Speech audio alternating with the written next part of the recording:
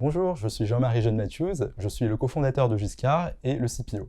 L'IA aujourd'hui est utilisée un peu partout. C'est utilisé dans le secteur médical, pour le diagnostic médical, c'est utilisé dans la santé, dans l'industrie, dans beaucoup de domaines, et on sait qu'aujourd'hui l'IA marche de mieux en mieux. Par contre, l'IA pose aussi des problèmes.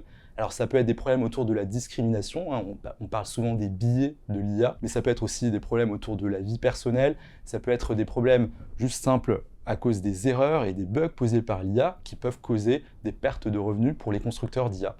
Aujourd'hui, on a un besoin, c'est comment on fait pour couvrir les risques de l'IA et comment on fait pour les contrôler. Pour y arriver, une solution, c'est de pouvoir tester les modèles de machine learning avant de les mettre en production.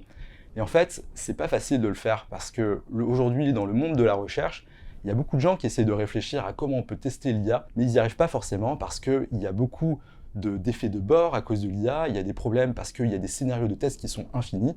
Et ce qu'on essaye de faire chez Giscard, c'est de proposer des méthodes pour que n'importe quel constructeur d'IA puisse tester leur modèle avant de mettre en production. Le projet Giscard, c'est un projet qui est ambitieux. L'idée, c'est de réussir à tester l'ensemble des modèles de machine learning.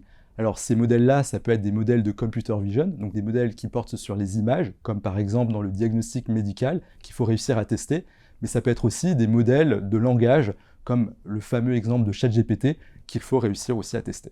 Les qualités qu'on peut rechercher en tant que candidat chez Giscard, c'est d'abord des qualités techniques, parce que le domaine du machine learning est un domaine évidemment technique, mais aussi quelqu'un qui a conscience des enjeux sociaux que peuvent poser les technologies.